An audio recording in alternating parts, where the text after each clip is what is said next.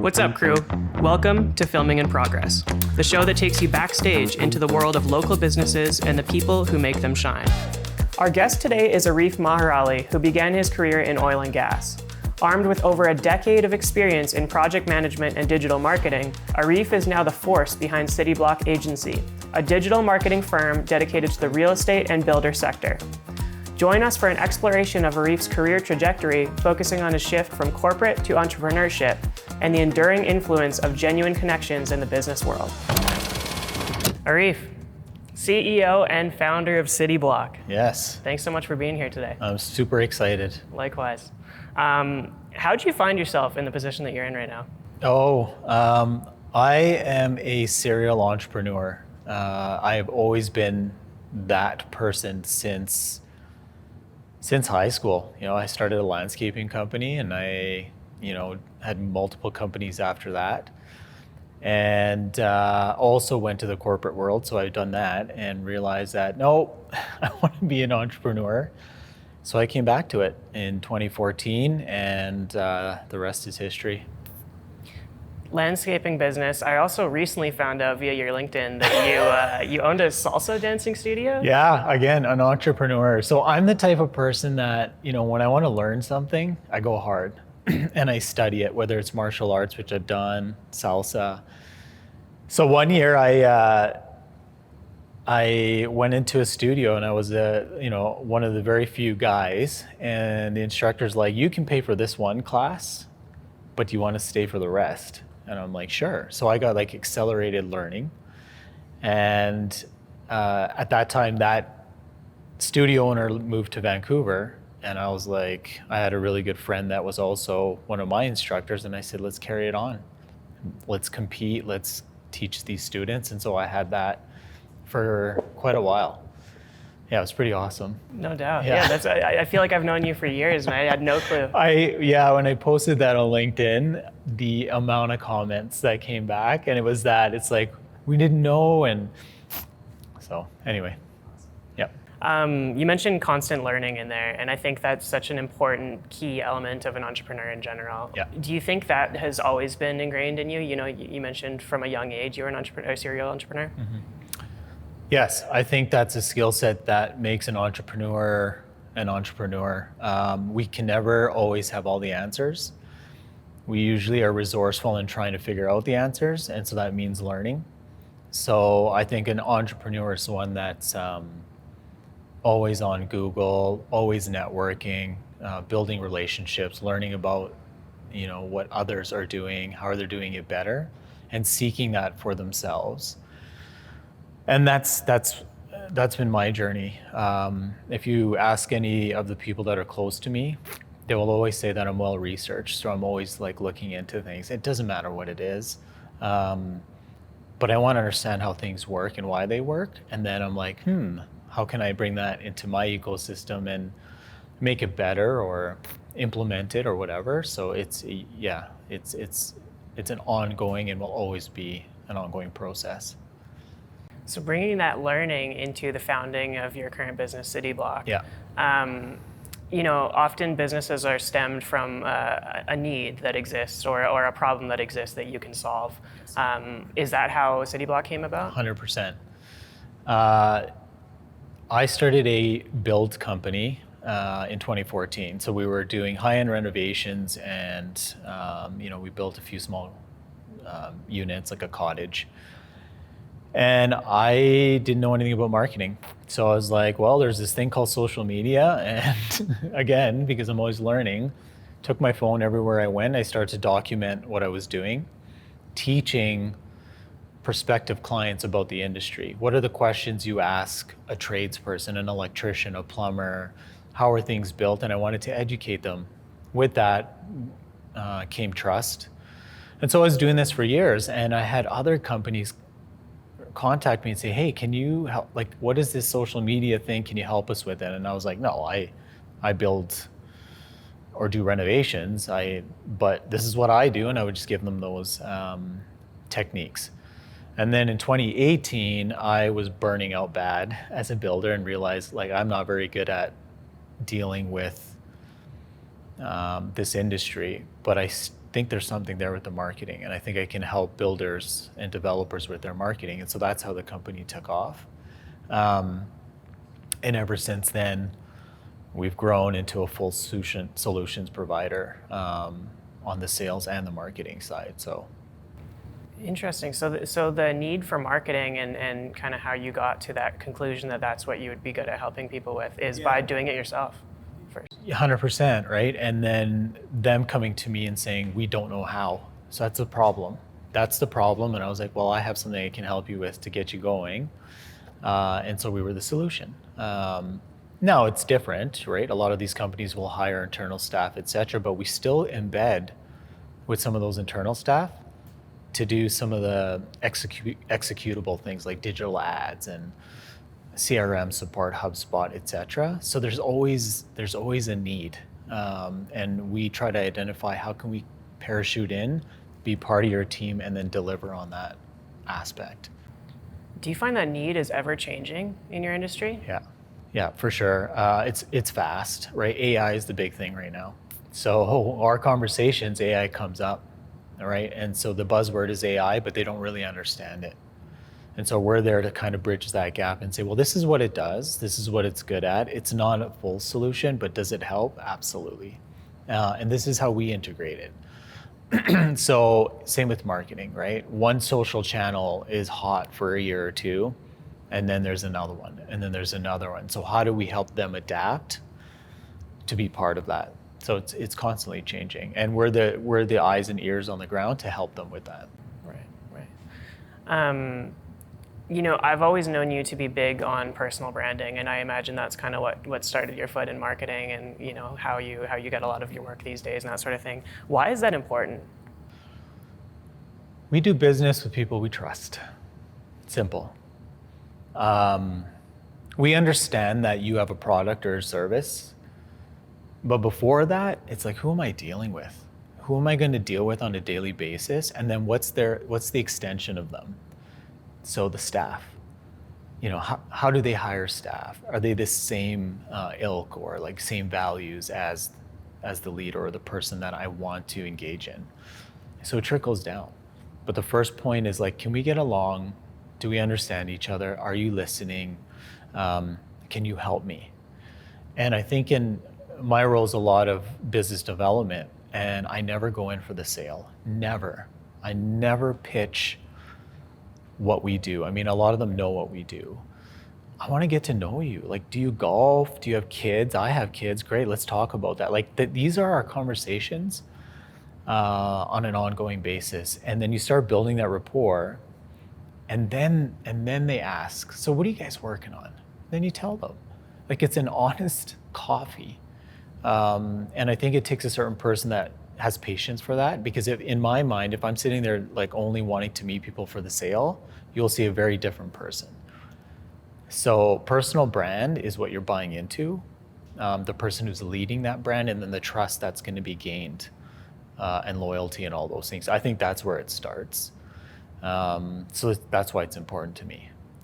Yeah, I love that, and I think it's so common these days that people are basing business relationships off of personal relationships first. You know, be just caring about other people, and that's so important.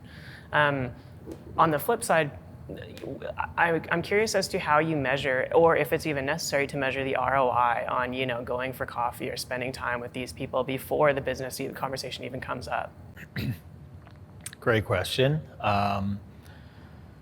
You always want to monitor that side of things. I think it comes in different forms. So are we talking monetary, like ROI on, okay, well, I met with this person or these people, the cost was this, and in return, if I keep meeting these people at this cost, we need some sort of, that number is important. My ROI, that's more important, and the CFO would think a little bit differently, although she's still supportive of how I conduct the business, is, well, maybe I didn't do business with you, but we hit it off so well that you just referred me to 2 other people that I did do business with. And so that whole ecosystem can get quite deep. And so if you're sitting there and you're like trying to figure out the ROI path, it gets daunting. eventually when you do that over and over and you meet good people and they trust you and they start talking, you start creating this whole thing. And then the ROI is insignificant at that point, because you land these massive projects and it was because of where you started. So it's a journey. Our sales cycle is 6 months to 12 months to a year. But you can look back and say, the link was from there and it produced this. That's the ROI. I'm going to do more of this, right? So people are talking about you, and you never paid them. There's an investment. They just really liked you and what you do. So yeah, you look at it, but you don't base your actions on that, because you'd be pivoting constantly. It's not working. Go over there. It's not working. That kind of thing.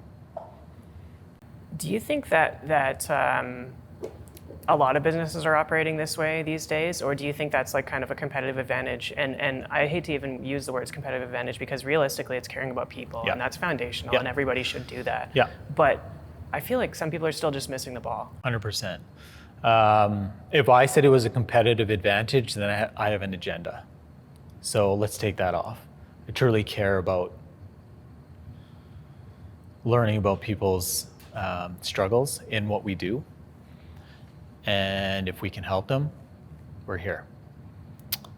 I think business right now is still about the dollar, not the time.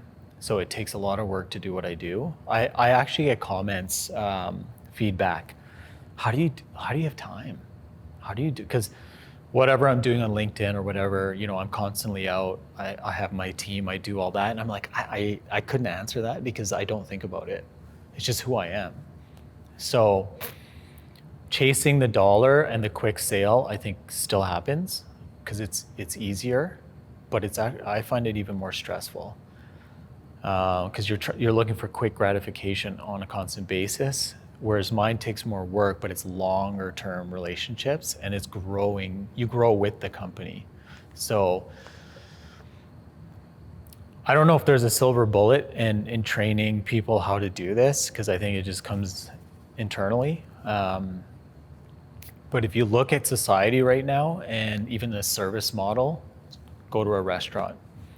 There's restaurants right now where you still have people that will care about you being in that restaurant, and there's others where they're like, let's go. And the ones that are like, we don't really care, I'm not going back.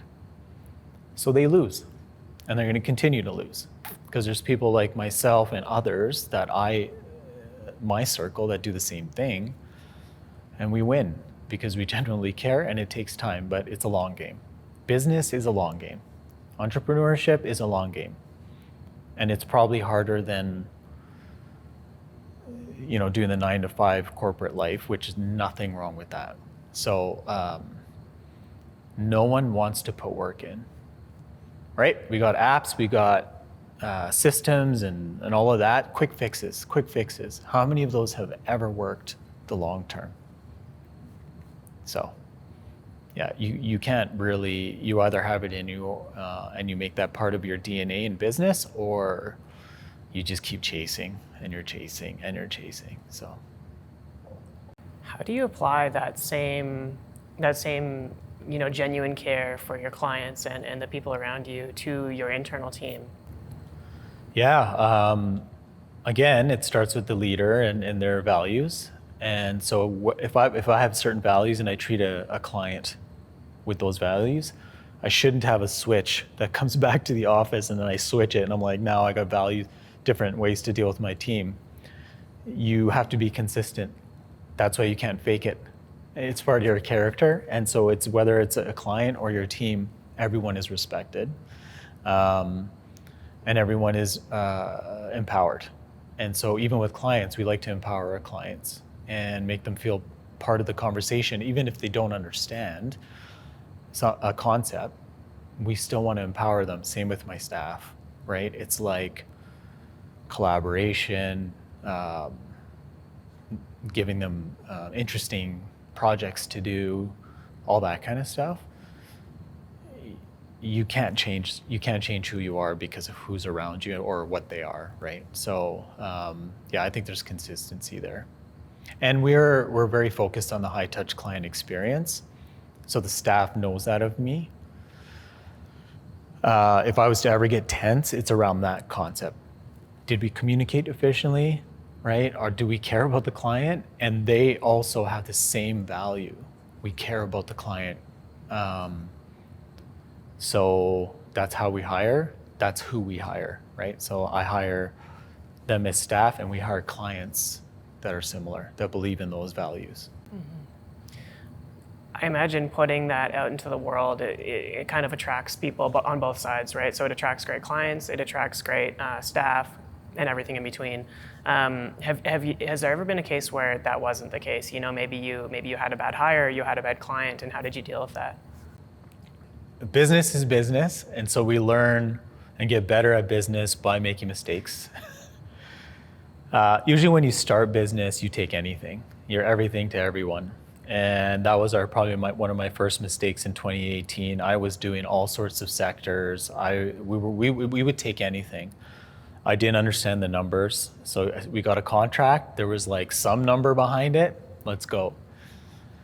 So as you get better at what you do and you understand what you're very good at, you start to lean out and focus on those clients, right? So you have those tough conversations with some of the old clients and say, we got a part here.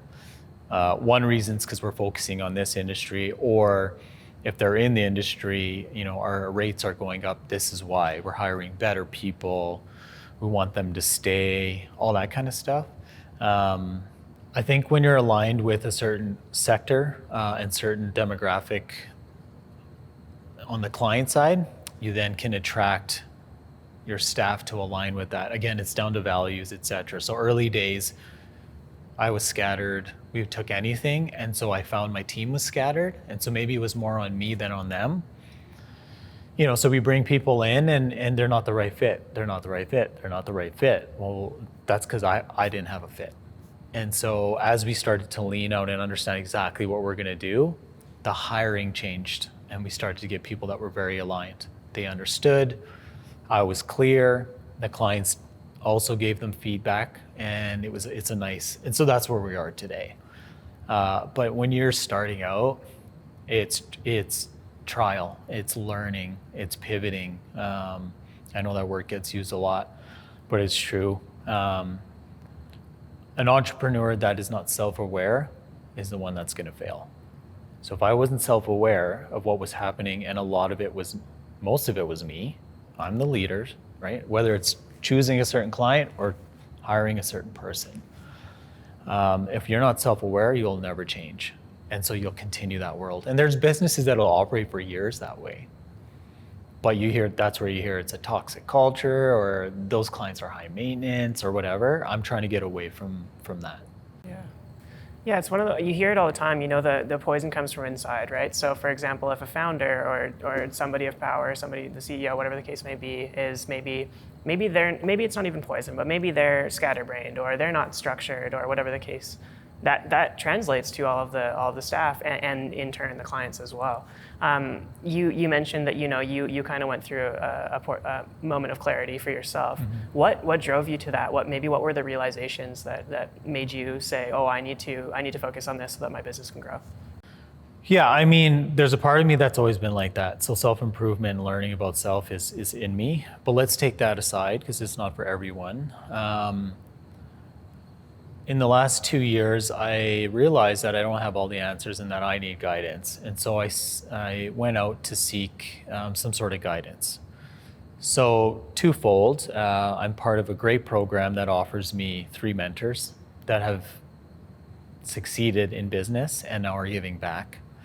And it's been amazing. So every month I'm accountable to these 3 individuals who are very different, that actually coach me about my business. It's not business coaching, this is as a leader.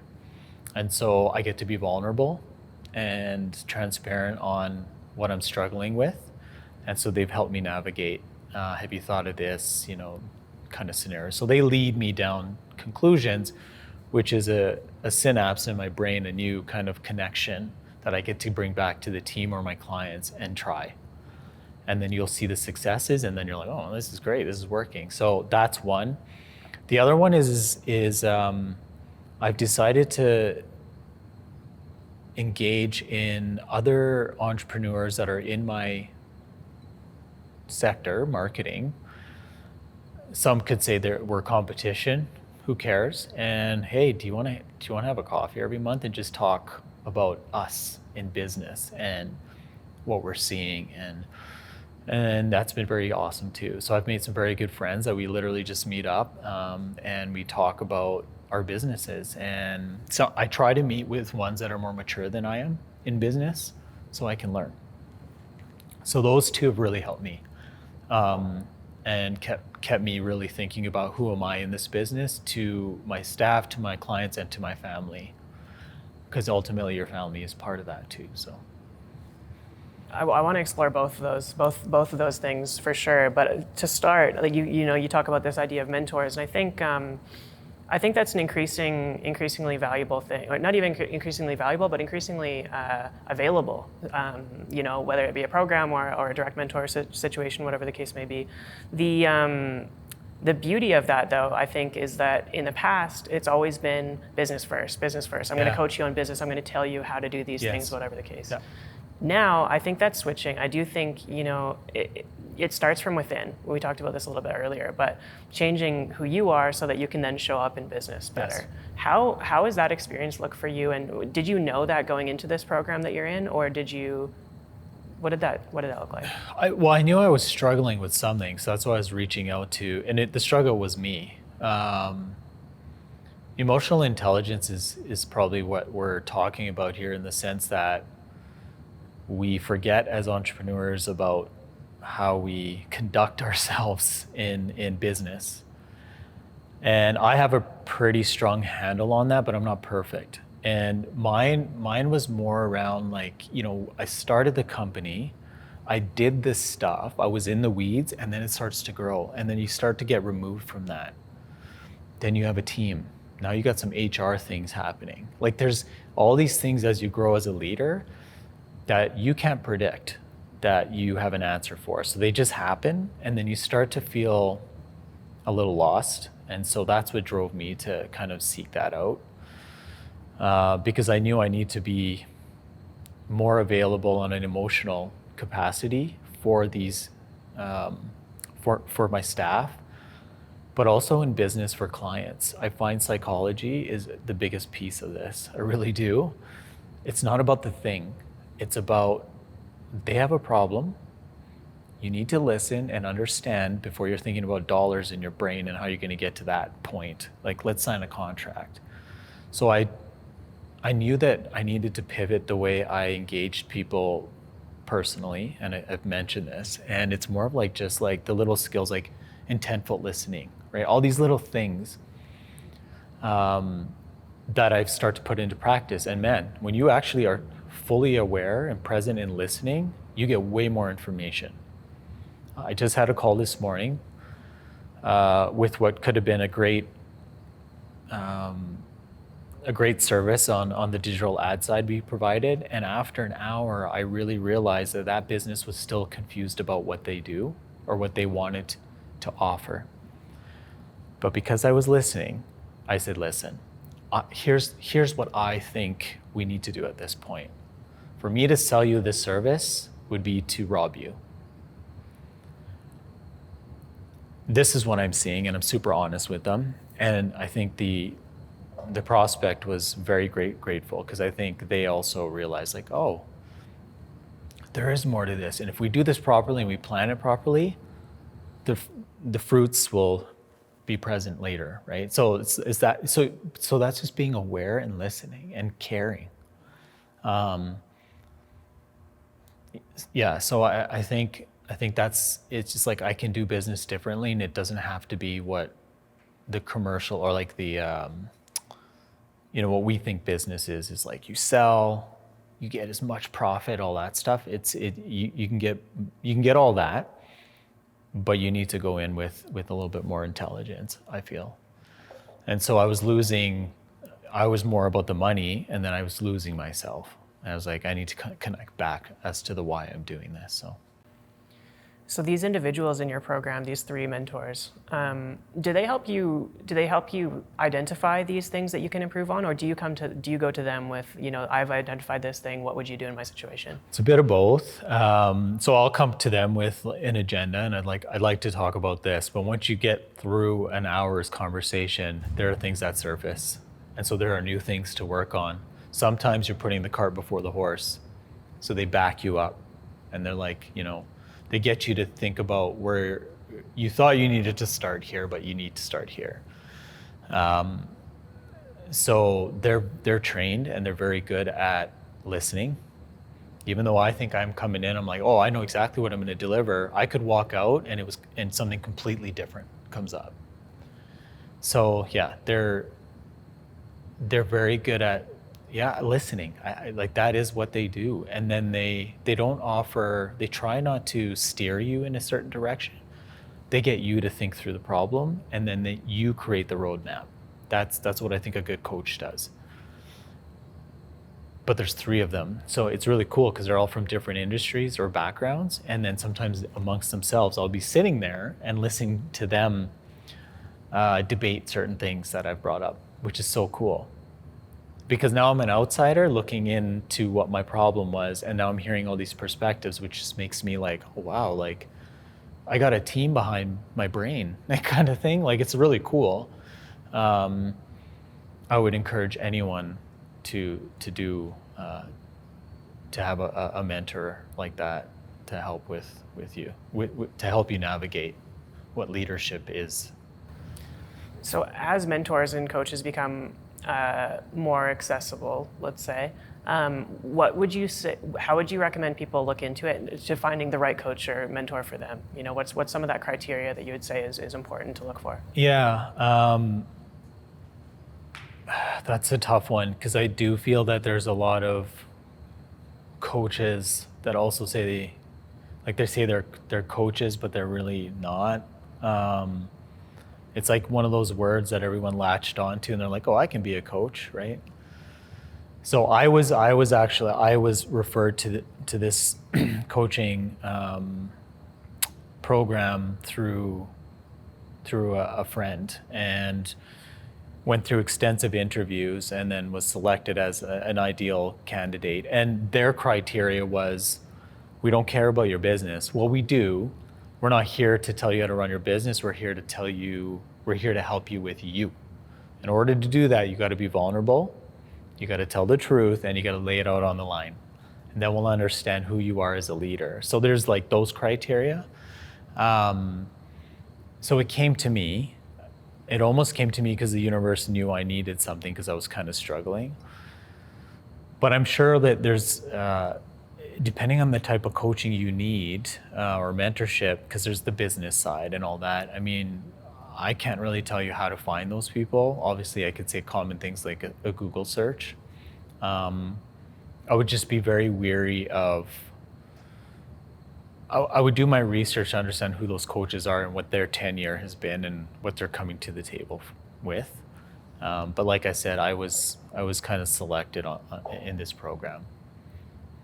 You mentioned there that you were struggling. Was that both personally and in business, on one of the two? Yeah, I mean, if you're struggling in business, it tends to spill over personally. You try not to let that affect your family and stuff, but there was a struggle on both sides. And so it took me, my awareness, to say, I don't like this. This is not comfortable. And I was on the journey of like, who can I speak to? And then this opportunity came out with this mentorship program, which has been fantastic, through Platform Calgary, which is awesome. And I haven't looked back, because these individuals, I respect them highly, and they've challenged me a lot, right? So you got to be open to being challenged and all that kind of stuff. But as an entrepreneur, it gets lonely and lonelier as you grow. And I was getting lonely, and I felt like I had no one to talk to. And I could talk to my wife, but it's different, right? You need that unbiased person or panel to help, because they have no skin in your game. they really just want to listen and then say, okay, we kind of see what's happening here. Have you thought of this, that, etc. You have to be willing to say, I feel lost, which I did. It's affecting my personal life and my work. You know, edgier, different with the staff, different with your family, something's wrong. And so I was like, okay, I need to figure this out. Yeah, entrepreneurship is lonely. I know we've had conversations about this off camera. Besides this, you know, these coaches and mentors and that sort of thing, how do you deal with that feeling that, you know, you don't know who to talk to, and you don't, you know, people don't necessarily understand, or, you know? It's going to sound fluffy or weird, but I consume a lot of podcasts. I follow a lot of successful podcasters. You and I have shared many. And I journal. So I actually I talk to the paper. I just write before bed. I just write, and I'm like, I'm feeling this. I'm stuck here. And it's amazing how when you just get it out, you feel like you just got rid of something, and then the answers start to come. And it could take days, whatever, but you get it out. So that's what I've been doing for the loneliness part. Like, I've got my mentors and stuff, but on day-to-day basis, I run to the pad and I start to write. And that has helped a ton. Because once you're in your own head, it's easy to kind of stay there and spiral. And so I feel if I just get it out, it's great. Some people use video. Some people will talk to a video like they're talking to themselves. Some people will look in the mirror and talk to themselves. I haven't tried that yet. I actually want to. I just heard of this recently. But the writing has been awesome. So I do encourage any entrepreneur who's kind of inside their head, they're feeling lonely, because it does get lonely at the top. You're not alone. You only feel like you're alone. But at least get some stuff out, and then that will help. Also, that, meeting with other peers, same thing. It's a safe space. And so we just talk about stuff, and you feel like you're not getting judged. You're not judging them. So that's another really cool thing. Because we're all in the same boat. If you say you're not, I think you're lying. Those who come together to talk about these things become stronger. I really do. So. Yeah, you mentioned before too that you have conversations with your competitors, for lack of better terms, or people doing something similar. I think that's so important, and it's becoming increasingly common. We do that in our industry all the time, is just check in with our competitors. And competitors isn't necessarily a wrong way to put it, but these are your peers. These are people that are doing the same thing, and they're probably having the same struggles. They're probably going through similar things that you are. And why not? Why not connect with these people? But I think it does come down to vulnerability too, right? It takes a certain type of person to say, hey, I know you do the same kind of thing. Can we chat about that? How important is that in every relationship? And what are those interactions with your peers that do similar? What do those look like? Yeah, it's super important. Communication's important. And setting the ego aside and putting yourself out there to extend. I've extended this ask to many. Some don't even reply back. That's fine, because the ones that do, like you said, are probably in the same boat, and they've also been dying to talk to someone. The ego comes in, I think, when you're dealing with dollars and cents and you're competitive that way, and you're like, oh, but you work, you got to put that all aside, right? And so I literally just reach out. I reach out on LinkedIn. I watch some of the competitor stuff that they've been putting out. I'm like, that's really cool. And it's an honest reach out, just saying, hey, we're in the same industry, and I've been watching your stuff. It'd be great to grab a coffee, just talk shop, right? And that's kind of how I do it. And some will play, some won't. That's fine, right? But you gotta have it in you. It's scary because we're taught to not talk to the competitor. I always say, and this just came to my mind, an entrepreneur who goes against the rules of an entrepreneur that society tells is the one that gets these really cool experiences. I really think that. Go against the grain. You're already an entrepreneur. You're going against the grain. Go deeper, right? Reach out to your competition. Reach out to that person that that maybe you've been judging, right? But there's something there that maybe you're judging them because you're jealous or whatever. Reach out, right? And let's get the communication, that human to human interaction back. Forget social media and what all that's. Don't DM people and just like think that's the relationship. It's like meet in person and just let it out there. And you'll know if it's a fit or not. It's like dating, I guess. I haven't had any bad experiences. I'm sure you could. But yeah. Do you think that that human-to-human connection was lost over the past couple of years due to COVID and, you know? Yeah, absolutely. I mean, it's like a whole different topic we could talk about. It's amazing how business has changed in the last 3 years. So if you think of like 2019 and then society was forced to do things and conduct themselves in a certain way. And some people got comfortable with that. So it enabled bad behavior. And some of them were like, I need people. I think we're in a mix right now. I think there's a lot that are enabled that are like, ooh, I can actually hide and be in my quiet home and work from home or hide behind my phone. I don't want to talk to people. And they're missing out, right? But there are some that are so excited to get out there and like redefine business. And I think that's kind of what I'm doing for myself. Redefining how we conduct business and setting a new path and forgetting that crap, right? I did a lot of networking last year, which was fantastic. So there were more events and all that stuff. So I'm happy about that. But there's also a lot of things that, you know, let's talk about COVID, that caused people to alienate their friends, their colleagues. People were fired. What do you think that does to society? And then how much trust as a human, if you were on the other side of the whole COVID thing and maybe you didn't believe in conforming? Again, I don't want to go too deep into this. I conformed, so, right? But you conform, and then you lost people. Now, how trusting are you that everything is normal? No one cares if you have a shot or not anymore. And you have to go back out in society. How scared are your kids? And how scared are you? Think about it.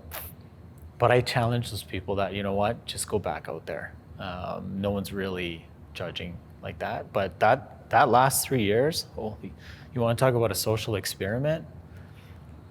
Yeah. And then all the stuff that came from it. Everyone is getting exposed. Everyone is getting exposed. So how do you conduct business moving forward, knowing that everyone is watching? Everyone's watching, almost ready to call you out. It's really scary. You go back to this. You go back to this. Just conduct yourself as per your values and use the human element on engagement in business. You're not going to get called out because you're honest. Yeah, it goes back to, you know, a couple of things we've been talking about, which is caring for the human first, caring for people first, and also just being vulnerable about how you feel and what you want and those sort of things. I think that goes a long way in any business interaction. Yeah. So it's a lot. I like I said, I could go down that rabbit hole, but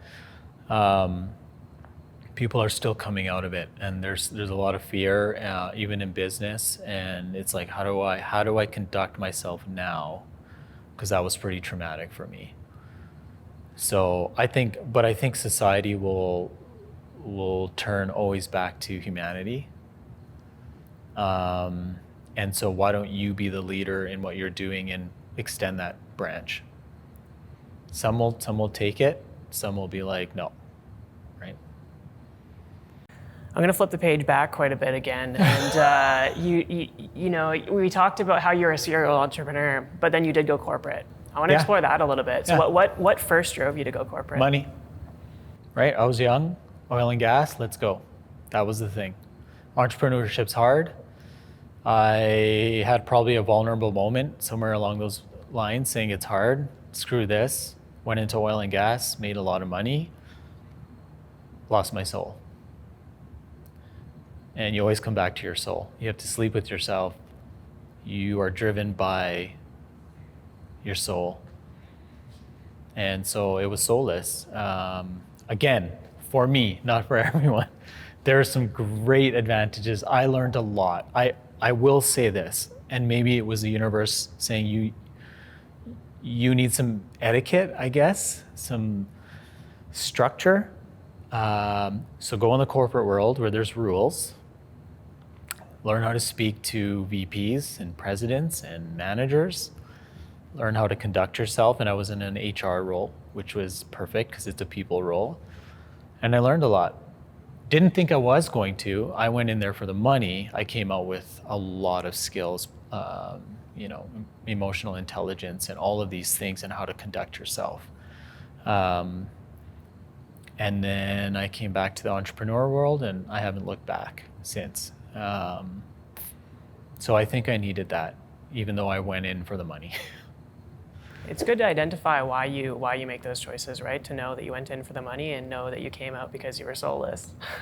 It's crazy. Yeah. My wife knew it. Those close to me knew it. You're staring at a wall and you almost think like you feel like you're stealing from the company. Because in oil and gas, it was like this. So we were hitting a dip and there's head count and you're just sitting there and there's literally nothing to do.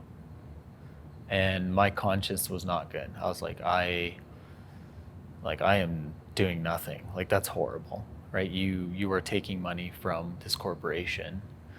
I aligned with who I was and I'm like, no, I think I'm going to try. Like, I went into building, I knew nothing about that. I had experience with my wife. We've built numerous homes. We understood it. But I surrounded myself with some pretty smart people like Site Super, et cetera, that at least got us started. And I dealt with the people. I dealt with the contracts and I trusted my team and we executed. So, talk about risk, that was risk, but I did it, so. That scale, that sliding scale, was it gradual? Was this a slow realization that this was the wrong fit for you? Or was it kind of like one day you wake up and I'm like, what am I doing? No, I would say it was gradual for sure. Because I always look at, well, what's next? Like, what's the path here? So in the corporate world, it's like, okay, yeah, maybe I can become a manager here and do, but it was just the same thing. There's a lot of rules, like, entrepreneurs like flexibility, even though it's probably even harder. You probably spend more hours working, but it's flexible in a different way. So, you look at the path ahead and you say, well, where do I fit in that? And will I be happy? And you start thinking about those things like, months, years ahead, and then you come to conclusion. And, sometimes the market dictates that and you're like really low. And then that's where I totally pivoted. So like, I'm a risk taker. I think entrepreneurs need to have tolerance for risk. And I believe I can do anything. So I have lots of self-belief on a big scale. Daily, yeah, of course we go through imposter syndrome and all these kinds of things. But long term, I'm like, no, I think I could do something like that. I think that's what I'm going to try to do. So do it. It sounds like when you came back to entrepreneurship, there was a lot of conviction. You knew that was the right thing to do. Do you ever second guess that decision? Today? No. I get depressed thinking about, say it wasn't working, then what? And if I had to, like, when you have a family and stuff, you also change. So it's like, if I had to bring food on the table and help support my hardworking wife and I had to go back, that, like, I feel my stomach just dies. So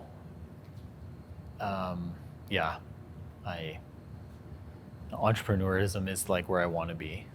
doing what I'm doing is actually where I want to be. Like I love what I'm doing. I love my team. I love my clients. You have a busy business, only getting busier, a beautiful young family. How do you manage your time? Man, I'm pretty structured actually. Gina, my wife, there are certain, I've got boundaries. Sleep,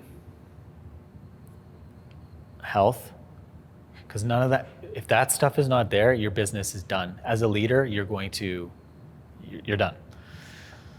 So I have a set time I go to bed every day. I have a set workout schedule and also nutrition and like how I feed my body. I'm going to be turning 46, so things are changing and you're getting older. I've introduced sauna life into my life, which has been a game changer. I've posted about that. Those are my non-negotiables.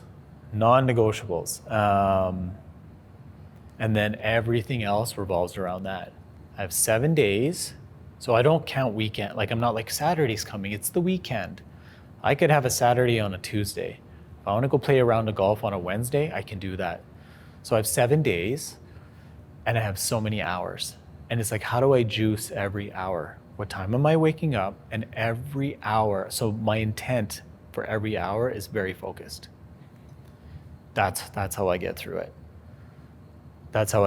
Whereas like some people, maybe they can work an hour and they need a break, social media, do whatever, and then they come back. Everyone's different. I juice each minute and produce value in that minute. And then sometimes the minutes are like, I just want to relax.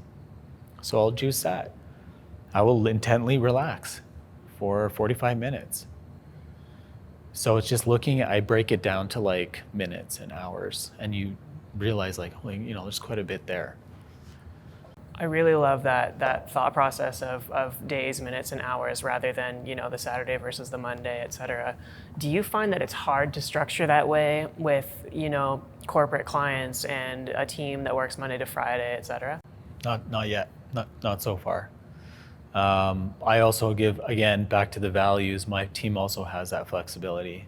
Some of them we're really kind of moving into this entrepreneurship model where they have their franchise or their own business within the business. They're all very mature and responsible. They have different things in their lives, kids, etc. If they got to go drop their kid to a doctor's appointment at 10 a.m., I don't care. Because I saw them at 6:30, I got an email in the evening because they're making that up or whatever. But they like that flexibility. Again, if you're going to be resourceful and non-stressed between 6:30 and 7:30 in the evening because that's kind of your prime time, use it. Take your kid to the doctor at 1 o'clock. Focus on that. Be intentful with that, because you can't think about work and then think about your child, etc. So it's all about like what hours you're focused on, and then give it that full value, that full service to the business. And so I'm the same way. We shoot emails across on the weekend. I never expect my staff to do that, but because they have somewhat of a flexible schedule, they don't mind doing that. And so far, the clients have not suffered. In fact, the feedback about our firm is that our communication is off the charts. Going back to that high client touch, it's all aligned, that's our value. How they do it is how they do it, and it's working. So, and we're in real estate, so sometimes a client has an email on a Saturday. That's fine. It's working, so. It sounds like the foundation of that structure for your team is healthy communication. Yeah. What are some of the methods that you use to ensure that that's constantly upheld and everybody feels like they can, communicate freely? Well, there's the business side, so it's just the values. Like if a client writes us, emails us, what's our turnaround? That's on the business side. We have a set turnaround. They actually believe in that turnaround, so they'll do it. Personally, as a leader to them, I I have to get better, and I've been working very hard and I've been coached on this, is to not expect that your staff's going to always come to you when they're having an issue. You need to go to them. That's the communication piece that I'm getting better at, as like just dropping in and talking to them. So, but I do try to keep an environment where I'm like, if you guys are struggling with me, with a client, with yourselves, with anything, with work, let's do this. Let's not hold it in.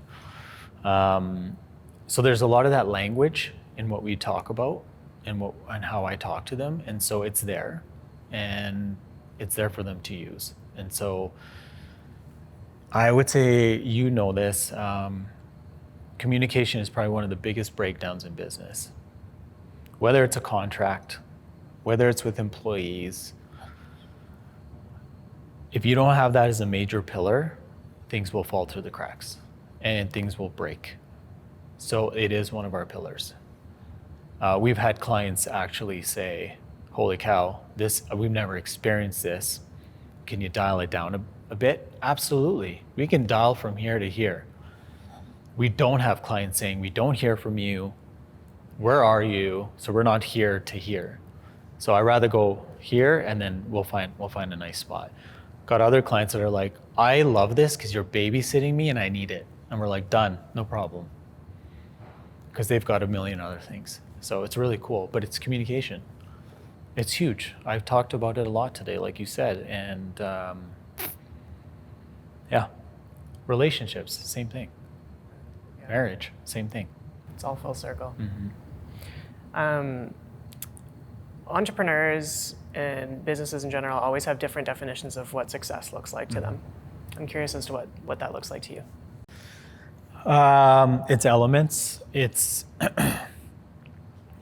do I love going to work every day? So my day-to-day, me, my soul, every day, do I love what I'm doing?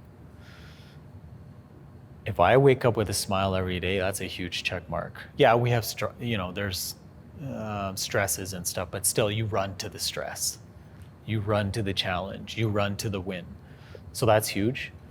I think people that are in business should respect the idea of business, and that's making money. You should be profitable. I'm not saying you have to be profitable right away, because it's a long game. I'm talking like 10 years, 5 years in my field. Then you're hitting some really nice numbers. So money, are you respecting the idea of business? Profit, loss, all of these things. So you need to look at the numbers. So that's a check. And then where's this business, what is this business doing for your team and their life and your life? So are you building this business to hand off to a team? Are you building this business to sell? What drives you for business? And that's a check for me. So right now, I've created something from nothing, and it's the creation that I care about right now. It's like, wow, this thing is really working, and more importantly, wow, we're solving problems. This is so cool. That's where I'm at today. That's exactly. It's like I look at it's really crazy. I was telling Gina this. I was like, we just won a big contract. She's looking at me and she's like, are you serious? That's like high fives. And I'm like this. I'm like, yeah, I'm extremely grateful. Extremely. My wins were the steps to get to that point. So I had already won it, but it was the hurdles and the learnings and the work. And then that's the outcome. It's the pieces to the big pie that I love. So that's what drives me every day. Is like, can I put these pieces together to make this whole? And that's what gets me. It's really weird. I don't know. So the wins, because they're repeatable, right? Because you know that even if you didn't get this one, then you learned from it. You did something different. You might get the next one. Yeah. And then you win a contract, but that's a win in the moment in time. Now we bring the team in and we have to deliver. So the next one may be on our call with the client. They're like, guys, you guys are doing awesome. Like we've never seen this. That's a win. Now, how do we sustain that? So it's always steps. It's like you can't sit back and be like, we're done. Can't do it. How do you ensure that you're always or as proactive as possible? You have to have a line of sight. Like you have to be one that's able to assess risk, probability. So things of, okay, if I did this, what can go wrong? So you're having this dialogue constantly in your mind. You're not predicting the outcome, but you're trying to limit the chances of, say, failure.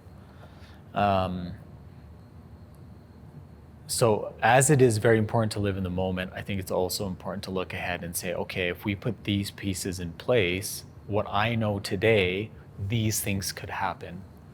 You always get surprised because there's other things that you didn't think about. So it takes someone that can look in the future, and I think that's what a leader does, right? My team is very good at executing, right? I'm the visionary. I will create the plan. I will matrix it like the movie. I will then share with my team, this is the plan. They'll look at me like, oh, here goes Arif again. How are we going to do this? And I said, I have the structure. I'll explain it to them. And then we see if it works. But I have to look forward. That's what an entrepreneur does. They're a visionary. We've learned from mistakes. How can we change this? Or there's an opportunity right there. Should we do it? Is it aligned? Goes back to like the mission and all the stuff of your business. Not aligned, walk away. Don't walk away. Say no, like whatever, right? So I think it takes the leader, the headlights on the car, and the team's driving the car. You talked about mission there and checking back on opportunities compared to that mission, right? Like, there's opportunities and they come up every day. All the time, How do you choose, you mentioned kind of checking back on the mission. Do you ever check your mission or like revise that or your pillars or anything like that? I have. What does that evaluation process look like? Yeah, I have. I mean, when you feel a little bit of turbulence in your company, you sit there and you reflect and you're like, are we on the right course here? And you go back to your mission and it's like, say it's like we're everything to everyone, something or whatever. And you start to refine that and then you start to get wins and you're like, okay, I think something's here, right? And then you get more wins and then you get more wins and then there's new opportunities, but now you're like, no, you know what? I've tightened this up. Is that opportunity aligned with the mission? Does it complement the mission? Is there some gray? Okay, let's talk about the gray. And that's when you bring the team in and you're like, listen, we have this opportunity. Everyone knows the mission because they all tie up to it when it comes to KPIs and bonuses and all that stuff. What do you guys think? Because you're going to be doing the heavy lifting, not me. And sometimes they have to keep me accountable. And they're like, this is not what we discussed. Why are we doing this? This doesn't make sense. Why are we? So the mission it's okay for the mission to change, but I think it has to change with, I think it gets more and more and more narrower and concrete with the successes. And then you really know, okay, this is what we do. We're not doing nothing else. So, I mean, 3 years ago, there's no way. 4 years ago, there's no way. Yeah. I don't think I had a mission. My mission was to get contracts. That's what my mission was. It didn't matter where it came from. Right. So, yeah. Do you find that you've been increasingly or your business has been increasingly successful as you've narrowed down that scope? Like a lot of people, we talk about kind of casting a wide net and taking whatever comes in. That's often what people do at the beginning. Yeah. And as you proceed, you not only learn more about what you're good at and your team is good at, but also what you want to do and what fulfills you. Yeah. Talk to me about that. 100%. You start to really define your business. That's why they say, I think it's the statistic is 3 years. I think businesses go under or something like that, or they're start to see profit after 3 years. I take that loosely, but I can say for a fact today, absolutely, narrowing that and being true to it has definitely changed the business, has brought better clients, better employees, everything we talked about. But you got to look at it and you got to be honest with it and you got to be accountable to it. And if you're deviating from it, you got to question yourself and say, okay, why? Because you were solid about this before and all of a sudden now you want to change. That's the thing with entrepreneurs, shiny object syndrome. They see something and that's how we're wired, opportunities. The discipline comes in, no. Say no. Doesn't matter how much is coming your way. Refer it to someone else. If it's not in your wheelhouse or it's, yeah, we could do it, say no. Or define what you will let in. Maybe there's like with us, we get people referring different sectors and I look at it and I say, okay, what impact will it have on my team, resource-wise? What's our expertise in it, if needed? Or is this something that's not really going to be heavy lifting and we can add value? We'll talk about it as a group. But that's usually like 10% or 20%. But that's our rules. Like that's okay, right? And so the team's not surprised and we're like deviating from the mission and who we are as the values of our company. So. Yeah, you talked about the saying no and how that propels people forward. It's such a weird kind of dichotomy where as you learn and grow, you learn that saying no gives you opportunities to say yes to other things that you might have not even known existed. I'm a big guy. You hear me talk about the universe and energy, and I think things will only be presented to you when you're ready. But sometimes you have to give things up, and then you have to trust. Scariest thing. Saying no to a contract or letting a contract go because you're sitting there thinking, oh, that door's going to open. The door's going to open. Life has energy, and so energy will not flow through to you if there's blockages. You need to remove those blockages. And your intuition knows what those are. Your business knows what those are. The numbers will tell you what they are. And so you need to remove them and take the risk. Again, risk, right? And then you'll see a change in your team, in yourself, and whether it's you've got this new renowned energy and you brought in something else because it's open now, whatever it is, you got to trust it. And I struggle with this every day still. Any entrepreneur does. Still work, but I'm aware of it. And I make decisions according to where we want to go in the next 3 to 5 years today. You talk about those blockages and removing them to let energy flow. I love the concept. What do you find are typical, if there's all these telltales like the numbers and your gut and all these things that are telling you to do something or not to do something, why do you find it so hard for people to trust that?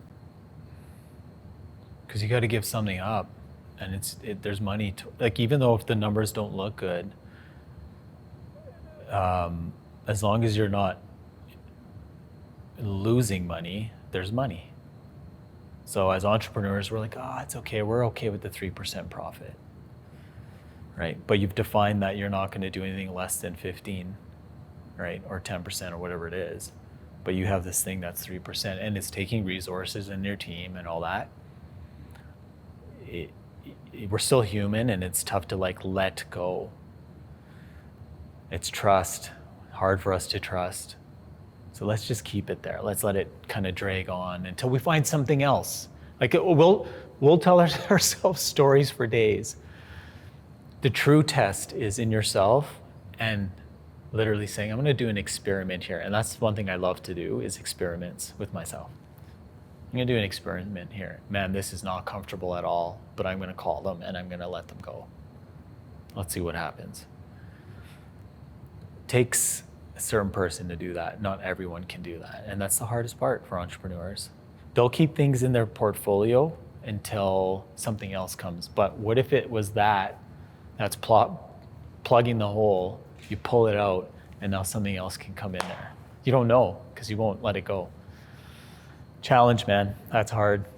But I've seen countless success stories when that discipline comes into effect and you see businesses absolutely change. Just getting uncomfortable. You have to get uncomfortable. That's where I talk about risk. Risk is uncomfortable. I think entrepreneurs are constantly and should always be in an uncomfortable situation because how are you growing and how are you morphing? You can't be stagnant because something will happen, like the market will change or whatever the case may be, and then you're like flat-footed and you don't know what to do. So Awesome. What's next? What's next for you? I'm enjoying where I am right now. So the steps to the win, the journey, I'm gonna double down on that. The self, so continue working with myself, my coaches, the things that are non-negotiables that I mentioned, and my family, and just watching my incredible team grow through this business. I've already seen it. I've seen it for years. Even new hires that we bring in bring magic to the company, and just watching that movie is like awesome. So I'm just in the moment. I'm enjoying the journey. That's it, right? And just making sure I'm preparing myself for the future as a human, like as myself, that I'm healthy and that I'm still going to be here and as best as I can. Some of my control, obviously, but everything else will fall into place. So I don't sit there and think, yeah, we have financial goals and stuff like that, but I don't obsess over them. I know if I do these little steps, that's going to be there. Probably even bigger than I think. Right. Compounding return. Yeah, so I believe in that. So yeah, man, I'm flying high. It's great. I'm going to stay on that. Absolutely. Yeah. Where can people follow you? Yeah, I last year I did a little test, as I do, and I'm really interested in on LinkedIn. So I did a lot of stuff on LinkedIn without judging myself and caring what people think. Whether I get feedback or not, didn't matter. So I want to work on my personal brand, me as a leader, owning a business, all these things. And I want to double down on that. So for me personally, it's going to be LinkedIn. And I want to document kind of what I'm seeing and hearing. So there'll be some business aspects, there'll be this kind of stuff, see where it takes me, but I'm dedicated to it. I don't care how the production quality is, I'm just learning, and it'll get better and better. And I want to bring amazing people like yourself along with me if I can, to share in this, like, this exposure, right? People love it, right? And so if they can learn and get something, that's it. So that's all that matters. So LinkedIn, I would say today is where I'd love people to engage with me. Yeah, I think we talked a bit about this just before we started recording, but just, sharing that knowledge. That's what this show is all about. That's what you're all about on LinkedIn, and I truly enjoy, if you've enjoyed any of this conversation today, you're sharing nuggets like that every day on LinkedIn, so I'd encourage you. Yeah, I love it. I love this. I love what you guys are doing. I feel very honored to be part of a successful group of individuals that you've already interviewed, and then more to come. So yeah, let's all do this together, and kind of, I think the whole fact that you're not exposing people, but the idea behind what you're doing is allowing people to be like, yeah, man, I'm a human being, and these are the real things that I've encountered as an entrepreneur. And then people watching are like, me too. I don't feel alone. So this is a great forum for people to even listen and say, okay, I'm not alone. Yeah, absolutely. And that's what we're all about. Everybody has something to learn from anybody else. So if we can help tell that story, that's what we're here for. So thank you so much for being here today. Thanks so much for telling your story and your philosophies. And I'm grateful, and I'm sure there's plenty of other people out there that are too. Yeah, my pleasure. And can't wait to see what else happens in the future. Let's do it. Awesome. Thanks. Thank you.